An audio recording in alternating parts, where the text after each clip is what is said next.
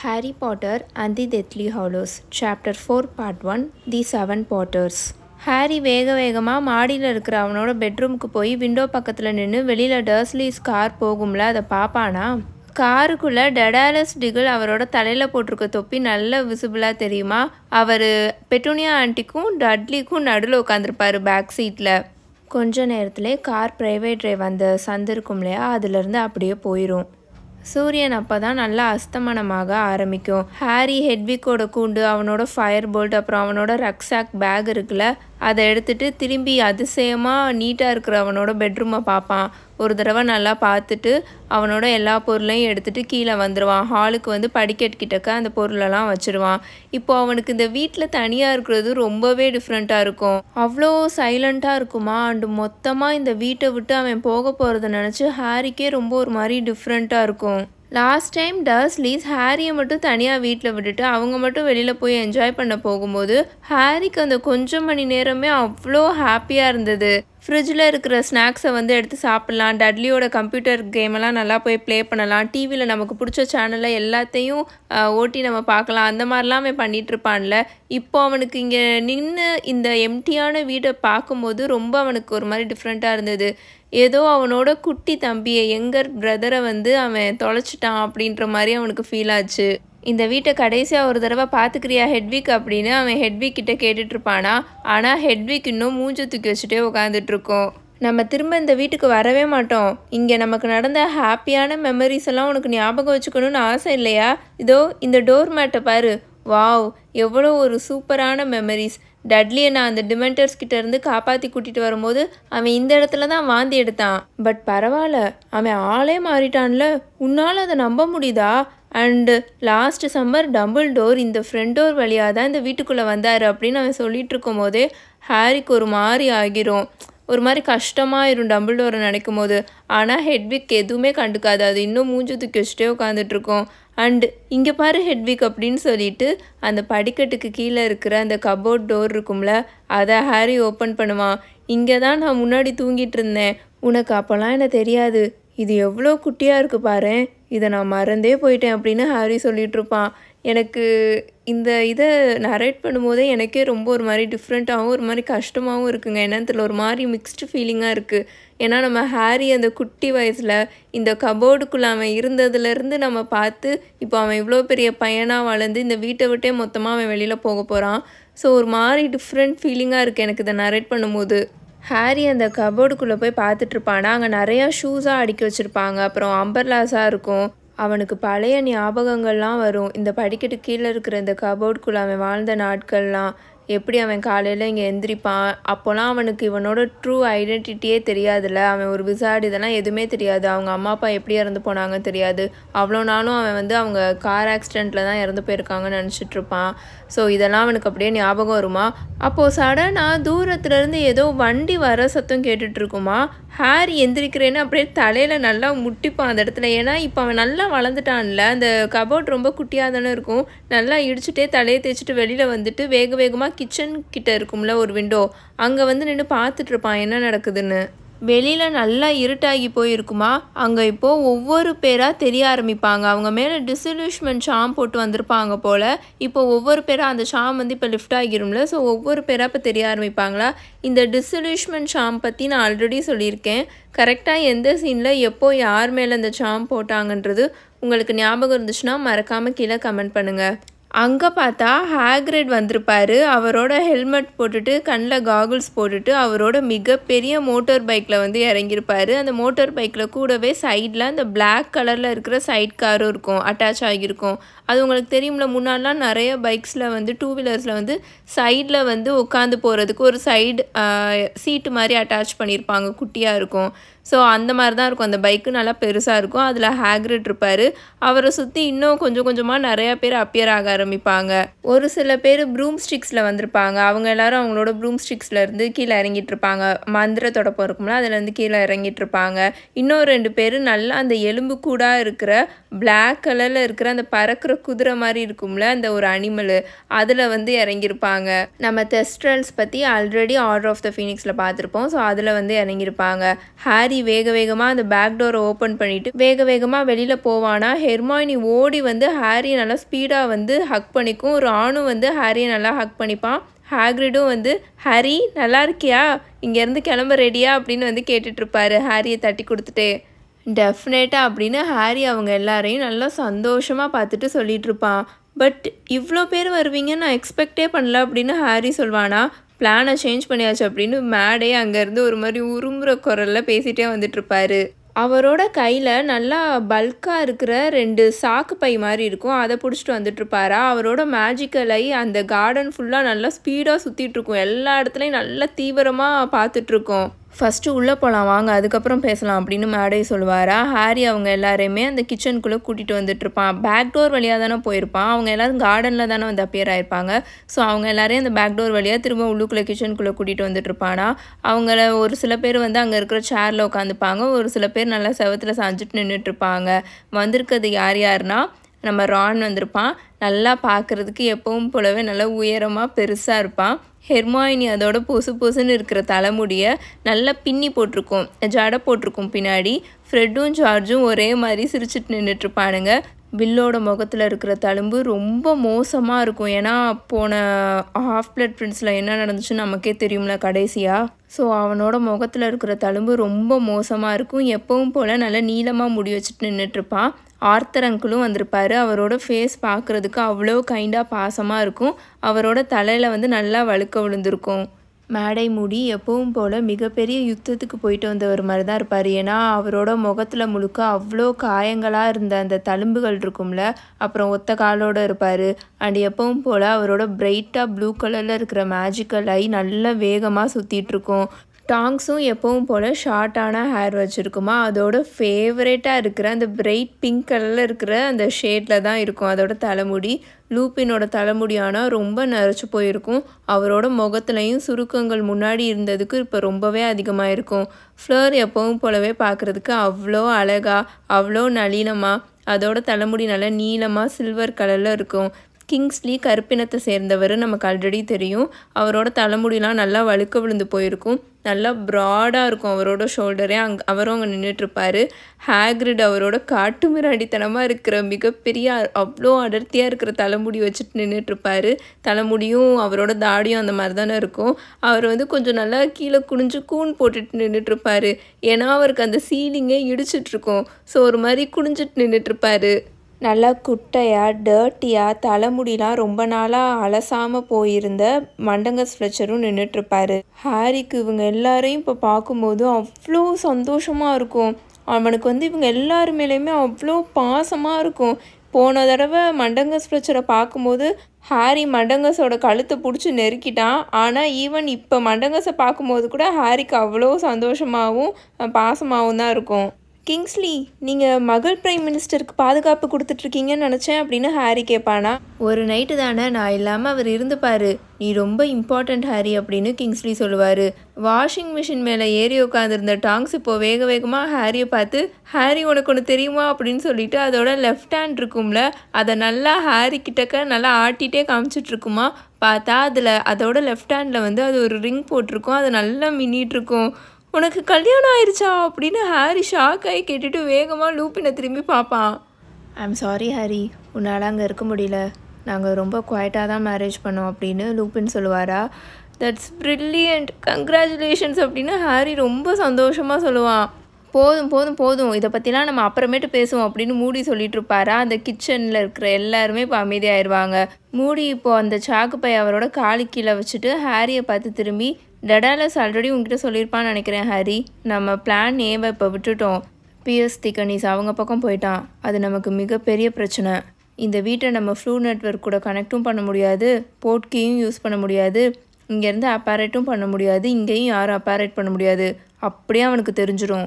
ஏன்னா நம்ம ஃபர்ஸ்ட் சாப்டர்லேயே பார்த்தோம்ல, பிஎஸ் திக்கனிஸ் மேலே அவனுங்க வந்து இம்பீரியஸ் கர்ஸ் போட்டுட்டானுங்க. செகண்ட் பிரச்சனை என்னென்னா, நீ ஸ்டில் அண்டர் ஏஜில் இருக்க, விச் மீன்ஸ் அவங்களால இன்னும் உன்னை ட்ரேஸ் பண்ண முடியும். இல்லையா அது எப்படி அப்படின்னு ஹாரி பேச வந்துட்டுருப்பானா. ட்ரேஸ் ஹாரி ட்ரேஸ் அப்படின்னு மேடை மூடி பொறுமை இழந்து சொல்லிகிட்ருப்பாரு. 17 வயசுக்கு கீழே இருக்கிறவங்க மேஜிக்கல் ஆக்டிவிட்டியை டிடெக்ட் பண்ணுறதுக்கு சாம் இருக்குல்ல, அண்டர் ஏஜ் பசங்க மேஜிக் யூஸ் பண்ணால் மினிஸ்ட்ரினால் கண்டுபிடிக்க முடியும், அவங்களால ட்ரேஸ் பண்ண முடியும். இப்போ நீயோ இப்போ உன்னை சுற்றி இருக்கிற நாங்கள் யாராவதோ உன்னை இங்கேருந்து வெளியில் கூட்டிகிட்டு போகிறதுக்கு ஏதாச்சும் ஸ்பெல் போட்டால் கூட மினிஸ்ட்ரினால் ட்ரேஸ் பண்ணிட முடியும் டக்குன்னு. ஸோ திக்கனீஸ்க்கு அது கண்டிப்பாக தெரிஞ்சிடும், அடுத்த நிமிஷமே டெத் ஈட்டர்ஸ்க்கும் தெரிஞ்சிடும். உன்னோட ட்ரேஸ் பிரேக் பண்ணுற வரைக்கும் நம்மளால் வெயிட் பண்ணிகிட்ருக்க முடியாது. ஏன்னா உனக்கு 17 வயசு ஆன அடுத்த செகண்டே உங்கள் அம்மா உன் மேலே போட்டிருக்க ப்ரொடெக்ஷன் எல்லாம் போயிடும். அப்போ நம்ம என்ன பண்ண போகிறோம் அப்படின்னு ஹாரி கேட்பானா. நம்மக்கிட்ட மிச்சம் இருக்கிற டிரான்ஸ்போர்ட்டை தான் நம்மளால் யூஸ் பண்ண முடியும், ட்ரேஸ் பண்ண முடியாத டிடெக்ட் பண்ண முடியாத டிரான்ஸ்போர்ட்டை. நம்ம அதுக்கு ஸ்பெல்ஸ் போடணும்லாம் தேவையில்லை, லைக் ப்ரூம்ஸ்டிக், தெஸ்ட்ரல்ஸ் அண்ட் ஹேக்ரிடோட மோட்டார் பைக். உங்கள் அம்மா உன் மேலே போட்டிருக்க ப்ரொடெக்ஷன் சாம் 2 கண்டிஷனில் தான் பிரேக் ஆகும். ஒன்று, உனக்கு 17 வயசு ஆனக்கப்புறம். 2வது, இந்த வீட்டை நீ உன்னோட வீடாக நினைக்காம இருக்கும்போது. உன்னோட அங்கிளும் ஆண்டியும் இன்றைக்கி நைட்டு இந்த வீட்டிலேருந்து கிளம்பி போனும்போது நீயும் அவங்க எல்லாரும் இதுக்கப்புறம் ஒன்றா வாழ மாட்டீங்கன்ற ஃபுல் அண்டர்ஸ்டாண்டிங்கோட தானே கிளம்பி போயிருக்காங்க அப்படின்னு அவர் கேட்பாரா.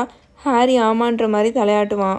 ஸோ நீ இங்கேருந்து இப்போ கிளம்பிட்டேன்னா திரும்ப உன்னால் பழசுக்கு போக முடியாது ஹாரி. ஏன்னா நீ இந்த ரேஞ்சில் இருந்து வெளியில் போகிற அடுத்த செகண்டே உன் மேலே போட்டிருக்க அந்த ப்ரொடெக்ஷன் சாம் பிரேக் ஆயிரும்.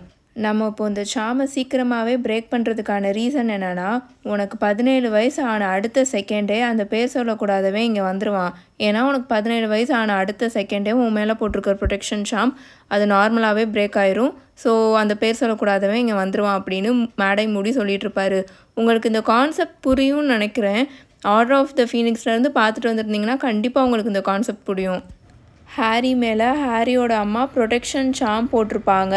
அதுவும் அது எப்படி பெட்டூனியா ஆண்டியோட கனெக்ட் பண்ணி போட்டிருக்காங்கன்றதை பற்றி நான் ஆல்ரெடி ப்ரீவியஸ் வீடியோஸ்லலாம் தெளிவாக எக்ஸ்பிளைன் பண்ணியிருப்பேன். அது 2 கண்டிஷனில் தான் பிரேக் ஆகும். ஒன்று, ஹாரிக்கு 17 வயசு ஆனக்கப்புறம். இப்போ நம்ம ஊரில் வந்து 18 இயர் ஆனால் தான் நம்ம மேஜர்னு சொல்லுவாங்க. ஆனால் நான் ஆல்ரெடி சொல்லியிருக்கேன், இங்கிலாண்டில் யூகேயில் ஃபுல்லாக 17 வயசு தான் மேஜர் ஆகிறதுக்கு. ஸோ அந்த 17 வயசு ஆன அடுத்த செகண்டே ஹாரி மேலே போட்டிருக்கிற அந்த ப்ரொடெக்ஷன் சாம் பிரேக் ஆயிரும். அடுத்து எப்போ பிரேக் ஆகும்னா, பெட்டூனியா ஆண்டி வாழ்ந்துட்டுருக்கிற வீடு. அது வந்து எப்படின்னா, இந்த வீட்டில் வந்து இவங்க கூடலாம் சேர்ந்து நான் அடுத்து வாழ போகிறது இல்லை, இது வந்து என்னோட வீடு இல்லை அப்படின்னு ஃபுல் அண்டர்ஸ்டாண்டிங்கோட அவங்களும் பிரிஞ்சு போய் இவனும் பிரிஞ்சு வரான்னு வச்சுக்கோங்களேன். அடுத்த செகண்டே அந்த ப்ரொடெக்ஷன் சாம் வந்து பிரேக் ஆயிரும். அது எப்படி பெட்டூனியா ஆண்டி கூட கனெக்ட் ஆகி ஹாரியை கனெக்ட் பண்ணுதுன்னு நான் ஆல்ரெடி சொல்லியிருப்பேன். ஸோ அதனால தான் இப்போ வந்து எப்படி இருந்தாலும் இப்போ இவனுக்கு 17 வயசு ஆக போகுது. ஆனால் அடுத்த செகண்டே வால்டமோர்ட் வந்துடுவான், அந்த வீட்டுக்குள்ளே அவனால் நுழைஞ்சிட முடியும். அதனால தான் இவங்க முன்னாடியே பிரேக் பண்ணி இவனை வந்து வெளியில் கூட்டிகிட்டு போகிறாங்க. நம்மக்கிட்ட இருக்கிற ஒரே ஒரு அட்வான்டேஜ் என்னென்னா, அந்த பெயர் சொல்லக்கூடாதவனுக்கு இன்றைக்கி நீ இங்கேருந்து கிளம்புற, இன்றைக்கி இங்கேருந்து உன்னை மூவ் பண்ணுறோன்ற விஷயம் தெரியவே தெரியாது. மினிஸ்ட்ரிக்குள்ளே ஃபேக்கான ஒரு இன்ஃபர்மேஷனை நாங்கள் லீக் பண்ணியிருக்கோம். அதாவது 30ஆம் தேதி 6 வரைக்கும் நீ இங்கேருந்து வெளியில் கிளம்ப போகிறது இல்லைன்ற மாதிரி சொல்லியிருக்கோம். விச் மீன்ஸ் ஜூலை 30ஆம் தேதி இவனோட பிறந்தநாளுக்கு முன்னாடி இவன் இங்கேருந்து மூவ் ஆகலைன்ற மாதிரி இன்ஃபர்மேஷனை இவங்க மினிஸ்ட்ரிக்குள்ளே லீக் பண்ணியிருக்காங்கன்ற மாதிரி சொல்லிகிட்ருக்காரு. பட் நம்ம டீல் பண்ணுறது அந்த பேர் சொல்லக்கூடாதவனோட தப்பான டேட்டை லீக் பண்ணியிருக்கோன்னு அதவே நம்பிட்டு நம்மளால் இருக்க முடியாது. ஜென்ரலாக இருக்கிற ஏரியாவுக்கு மேலே வானத்தில் கண்டிப்பாக கப்பல் ஆஃப் டெத் ஈட்டர்ஸை பேட்ரோல் பண்ணுறதுக்கு அவன் வச்சுருப்பான். ஸோ நாங்கள் டசன் ஆஃப் டிஃப்ரெண்ட் ஹவுசஸ்க்கு எவ்வளோ ப்ரொடெக்ஷன் கொடுக்க முடியுமோ அவ்வளோ ப்ரொடெக்ஷன் கொடுத்துருக்கோம். அந்த பிளேசஸ்லாம் தான் உன்னை ஹைட் பண்ண போகிற இடம் மாதிரி இருக்கும். அது எல்லாமே ஆர்டர் கூட சம் கனெக்ஷனோடு இருக்குது. என்னோடய வீடு, கிங்ஸ்லியோட வீடு, மாலியோட ஆன்டி முரியலோட வீடு. உனக்கு புரியும்னு நினைக்கிறேன் அப்படின்னு மூடி சொல்லுவாரா. யா அப்படின்னு ஹாரி சொல்லுவான். ஆனால் அவன் போய் தான் சொல்லுவான், ஏன்னா அவனுக்கு இந்த பிளானில் ஏதோ ஒரு ஓட்டை இருக்கிற மாதிரியே இருக்கும். இப்போது நீ இங்கேருந்து நேராக டாங்ஸோட பேரண்ட்ஸ் வீட்டுக்கு தான் போக போகிற. அங்கே போட்டிருக்கிற அந்த ப்ரொடெக்டிவ் என்சான்மெண்ட்ஸ் பவுண்ட்ரிக்குள்ளே நீ போயிட்டேன்னா, அந்த வீட்டுக்குள்ளே நீ போயிட்டேன்னா அங்கேருந்து போட்கி மூலியமாக நீ பரோக்கு போயிடலாம். வேறு ஏதாச்சும் கொஷின் இருக்கா அப்படின்னு அவர் கேட்பாரா. ஆமாம் அப்படின்னு ஹாரி சொல்லுவான். மேபி அந்த 12 சேஃபான வீட்டில் நான் எந்த வீட்டுக்கு ஃபஸ்ட்டு போக போகிறேன்னு அவங்களுக்கு தெரியாமல் இருக்கலாம். ஆனால் இப்படி 14 பேரும் சேர்ந்து டாங்ஸோட வீட்டுக்கு பறந்து போனால் அவங்க கண்டுபிடிச்சிட மாட்டாங்களா அப்படின்னு ஹாரி கேட்பானா. ஓ ஆமால, நான் உங்ககிட்ட மெயினான விஷயத்தையே சொல்ல மறந்துட்டேன். 14 பேரும் இன்றைக்கி நைட்டு டாங்ஸோட பேரண்ட்ஸ் வீட்டுக்கு போக போகிறதில்ல. இன்றைக்கி நைட்டு 7 ஹாரி பாட்டர்ஸ் இந்த வானத்தில் பறக்க போகிறாங்க. ஒவ்வொரு ஹாரி பாட்டர்ஸும் ஒவ்வொரு கம்பேனியன் கூட. அந்த ஒவ்வொரு ஜோடியும் வேறு வேறு சேஃபான ஹவுஸுக்கு போக போகிறாங்க அப்படின்னு அவர் சொல்லுவாரா. சொல்லிவிட்டு அவரோட க்ளோக்குள்ளேருந்து ஒரு சின்ன ஃப்ளாஸ்க் அவர் வெளியில் எடுப்பாரா. அடுத்து அவர் வேறு எதுவுமே சொல்லணும்னு அவசியமே இல்லைன்னா ஹாரி கரெக்டாக கண்டுபிடிச்சிடுவான். என்ன பிளானுன்றதை டக்குன்னு கண்டுபிடிச்சிடுவான். முடியாது அப்படின்னு ஹாரி பயங்கரமாக கத்துவான். அந்த கிச்சன் ஃபுல்லாக அவனோட வாய்ஸ் பயங்கரமாக கேட்டுட்ருக்கும். நோவே அப்படின்னு அவன் சரியாக கத்துவானா, நான் தான் சொன்னேன்ல இவன் இப்படி தான் சொல்லுவான் அப்படின்னு ஹெர்மாயினி சொல்லிகிட்ருக்கோம். எனக்காக 6 பேரோட லைஃப்பை நான் ரிஸ்க் எடுக்க வைப்பேன் நீங்கள் நினைக்கிறீங்களா அப்படின்னு ஹாரி கேட்டுட்ருக்கும் போதே, ஆமாம் இதுதான் ஃபஸ்ட் டைம் மாதிரி அப்படின்னு ரான் சொல்லிட்டு இருப்பானா. இது வேற ரான், இது டிஃப்ரெண்ட், என்ன மாதிரி நீங்கள் ப்ரிட்டன் பண்ணுறதெல்லாம் அப்படின்னு ஹாரி சொல்லிட்டு இருப்பானா. எங்களுக்கு மட்டும் இது ஆசையாக என்ன ஹாரி, நினச்சி பாரு, ஏதாச்சும் தப்பாக போய் உன்ன மாதிரி உருவத்திலே நாங்கள் எப்பவும் இருந்துட்டோன்னா என்ன ஆகுறது அப்படின்னு ஃப்ளர் சீரியஸாக சொல்லிட்டு இருக்குமா. ஆனால் ஹாரி சிரிக்கவே மாட்டான். நான் கோஆப்ரேட் பண்ணாமல் உங்களால் எதுவும் பண்ண முடியாது, அதுக்கு உங்களுக்கு என்னோட முடி வேணும் அப்படின்னு அவன் சொல்லிட்டு இருப்பானா. ஆமாம் பெரிய இந்த விஷயம், நாங்கள் எல்லோரும் சேர்ந்து உன்னோட தலைமுடியை பிச்சிட மாட்டோமா என்ன அப்படின்னு ஃப்ரெட்டு சொல்லிட்டு இருப்பானா. ஆமாம் 13 பேருக்கு எதிராக மேஜிக் பண்ண முடியாத ஒரே ஒரு கிறுக்கேன், எங்களுக்கு எந்த சான்ஸும் இல்லை பாரு அப்படின்னு ஜார்ஜும் சொல்லிட்டு இருப்பான். சிரிப்பே வரலை அப்படின்னு ஹாரி சொல்லிட்டு இருப்பான். ஃபோர்ஸ் பண்ணி தான் பண்ணணும்னா வேறு வழியே இல்லை ஹாரி அப்படின்னு மூடி ஹாரியை பார்த்து நல்லா முறைச்சிட்டே சொல்லிட்டு இருப்பாரு. இங்கே இருக்கிறவங்க எல்லாருமே ஓவர் ஏஜில் தான் இருக்காங்க பாட்டர், அண்டு எல்லா ரிஸ்க்கும் தெரிஞ்சு தான் அவங்க இங்கே வந்திருக்காங்க அப்படின்னு அவர் சொல்லுவார். ஏன்னா இப்போ ரானும் ஹெர்மாயினிக்கும் 17 வயசுக்கு மேலே ஆயிடுச்சுல, ஹாரிக்கு மட்டும்தான் இன்னும் ஆகலை. இதுக்கு மேலே இதை பற்றி பேச வேணாம், டைம் வேறு போயிட்டுருக்கு, எனக்கு இப்போவே உன்னோட தலைமுடியை பிச்சு கொடு அப்படின்னு அவர் சொல்லுவாரா. பட் இது பைத்தியக்காரத்தனமாக இருக்குது, இதெல்லாம் தேவை அப்படின்னு ஹாரி பேசிகிட்டு இருக்கும் போதே தேவை தான் அப்படின்னு மூடி பயங்கரமாக கத்துவார். நமக்கு வேறு வழியே இல்லை, அதை பண்ணி தான் ஆகணும். ஸோ பாட்டர் தயவு செஞ்சு உன்னோட முடியை பிச்சு கொடு அப்படின்னு அவர் சொல்லுவாரா. ஹாரி திரும்பி ரானையும் ஹெர்மாயினியும் பார்ப்பான். இப்போ கொடுக்க போறியா இல்லையா அப்படின்னு மூடி திரும்பவும் கத்துவாரா. அவங்க எல்லாருமே அங்கே இருக்கிறவங்க எல்லாருமே ஹாரியை தான் பார்த்துட்ருப்பாங்களா. ஹாரி வேறு வழியே இல்லாமல் அவனோட தலைமுடியை பிச்சு அவங்கக்கிட்ட கொடுப்பான். அவனோட தலைமுடியை அந்த ஃப்ளாஸ்க்குள்ளே இருக்கிற அந்த சகதி மாதிரி இருக்கிற லிக்விட்குள்ளே போட்ட உடனே அது நல்லா அப்படியே ஒரு மாதிரி கொப்பளிக்க ஆரம்பிச்சிரும். அதுலேருந்து ஸ்மோக்லாம் வெளியில் வந்து அப்படியே அது கிளியர் ஆகி இப்போ நல்லா பிரைட் கோல்டு கலரில் இருக்கும். ஓ நீ கிராப் அண்ட் கோயலை விட பார்க்குறதுக்கு டேஸ்ட்டாக இருக்குன்னு நினைக்கிறேன் ஹாரி அப்படின்னு ஹெர்மாயினி சொல்லிட்டு இருக்குமா. ரான் அவனோட புருவத்தை உயர்த்துவானா, அதோட முகலாம் செவந்து போயிடும். ஐ மீன் கோயலோட போர்ஷனை நம்ம குடிக்கும் போது ஞாபகம் இருக்குல்ல, பார்க்குறதுக்கு மூக்குச்சொல்லி மாதிரி இருந்தது அப்படின்னு ஹெர்மாயினி சொல்லிட்டு இருக்கோம். ஓகே ஃபேக் பாட்டர்ஸ் எல்லாரும் லைனில் வந்து நில்லுங்க ப்ளீஸ் அப்படின்னு மூடி சொல்லுவாரா. ரான், ஹெர்மாயினி, ஃப்ரெட்டு, ஜார்ஜு, ஃப்ளர் இவங்க 5 பேரும் வந்து நிற்பாங்களா. இன்னும் ஒரு பேர் எங்க அப்படின்னு லூப்பின் கேட்பாரா. இங்கே அப்படின்னு ஹாக்ரிட் சொல்லிட்டு அவங்க உட்காந்துருக்கிற மண்டங்கஸை கழுத்தை பிடிச்சிட்டு வந்து ஃப்ளர் பக்கத்தில் நிற்க வைப்பாரா. ஃப்ளர் மூக்கை ஒரு மாதிரி சுருக்கிட்டு ஃப்ரெட் அண்ட் ஜார்ஜுக்கு நடுவில் போய் நின்று, நான் தான் ஆல்ரெடி சொன்னேன்ல நான் ப்ரொடெக்டராக இருக்கிறேன் அப்படின்னு மண்டங்க சொல்லிட்டு இருப்பாரா. வாயை மூடு அப்படின்னு மூடி கத்துவார். கிட்ட நான் எத்தனை தடவை சொல்ல, முதுகெலும்பு இல்லாத பூச்சியே, அந்த டெத் ஈட்டர்ஸ் பாட்டரை பிடிச்சிட்டு போக தான் ட்ரை பண்ணுவாங்க, கொல்றதுக்கு இல்லை. அந்த பேர் சொல்லக்கூடாதவன் தான் பாட்டரை முடிக்கணும்னு இருக்கான்னு டம்பிள்டோர் பல தடவை சொல்லியிருக்காரு. ஸோ ப்ரொடெக்டர்ஸ் தான் அவங்களோட உயிரை நினச்சி கவலைப்படணும், டெத் ஈட்டர்ஸ் அவங்கள தான் கொல்லுவாங்க, ஹாரியை உயிரோடு பிடிச்சிட்டு போகணும்னு தான் நினைப்பாங்க அப்படின்னு மூடி கத்திட்டு இருப்பாரா. ஆனாலும் மண்டங்கஸ் இன்னும் ப்ராக்டிக்கலி ரீஅஷ்யூர்லாம் ஆகலை, அவர் இன்னும் ஒரு மாதிரி நொந்து போய் தான் நின்றுக்கிட்டு இருப்பார். பட் மூடி அவரோட க்ளோக்குள்ளே இருந்து 6 கிளாஸஸை வெளியில் எடுத்து அது எல்லாத்துலேயுமே பாலிஜூஸ் போஷனை ஊற்றி அந்த 6 பேர்கிட்டையும் கொடுத்துட்ருப்பாரா. அந்த 6 பேருமே ஒரே டைமில் குடிப்பாங்களா. எல்லாருமே ஒரு ரொம்ப ரொம்ப கேவலமாக கசப்பாக இருக்கிற ஒரு டானிக்கை குடித்த மாதிரி ரியாக்ஷன் கொடுத்துட்ருப்பாங்க, தொண்டையெல்லாம் பிடிச்சி. அந்த 6 பேரோட ஃபீச்சர்ஸுமே ஒவ்வொன்றா மாற ஆரம்பிக்கும். மெழுகு சிலையை உருக்குனா என்ன மாதிரி மாறும் அந்த மாதிரி மாறிட்டு இருப்பாங்க. ஹெர்மாயினியும் மண்டங்கஸும் ஒரே டயத்தில் கொஞ்சம் வளர்த்தியாக மாறிட்டு இருப்பாங்க. ரானும், ஃப்ரெட்டு, ஜார்ஜ் இவங்க 3 பேருமே அப்படியே ஷ்ரிங்க் ஆகிட்டு இருப்பாங்க. அவங்களோட தலைமுடிலாம் நல்லா கருப்பாயிட்டு இருக்கும். ஹெர்மாயினி அண்ட் ஃப்ளரோட மண்டையோடலாம் அப்படியே பின்னாடி போயிட்டுருக்கிற மாதிரி இருக்கும். பட் இதெல்லாம் மூடி கொஞ்சம் கூட கண்டுக்காமல் அவர் எடுத்துகிட்டு வந்திருப்பார்ல சாக்கு பை, அதை ஓப்பன் பண்ணிகிட்ருப்பாரு. அந்த முடிச்செல்லாம் ஓப்பன் பண்ணிவிட்டு அவர் மேலே நிமிந்து பார்க்கும்போது அவர் முன்னாடி இப்போது 6 ஹாரி பாட்டர் நின்றுட்டுருப்பாங்க. ஃப்ரெட்டும் ஜார்ஜும் ஒருத்தரை பார்த்துட்டு வாவ் நம்ம 2 பேருமே ஒரே மாதிரி இருக்கோம் அப்படின்னு அவனுங்க சொல்லுவானுங்களா. எனக்கு அப்படி தெரில, ஸ்டில் நான் தான் பார்க்குறதுக்கு அழகாக இருக்கிற மாதிரி இருக்கேன் அப்படின்னு ஃப்ரெட் அங்கே இருக்கிற கெட்டில் இருக்கும்ல அதில் அவனோட முகத்தை பார்த்துட்டு சொல்லிகிட்டு இருப்பான். மைக்ரோவேவோட டோரில் ஃப்ளோர் அதோட முகத்தை பார்த்துட்டு ஆ அப்படின்னு பயங்கரமாக கத்திடும். பில் தயவு செஞ்சு என்னை பார்க்காத, நான் பார்க்குறதுக்கு அசிங்கமாக இருக்கேன் அப்படி அதை சொல்லிட்டு நின்றுட்டுருக்கோம். எல்லாருக்குமான ட்ரெஸ் இந்த பையில் இருக்குது அண்டு கண்ணாடியும் இருக்குது. கண்ணாடியை மறந்துடாதீங்க.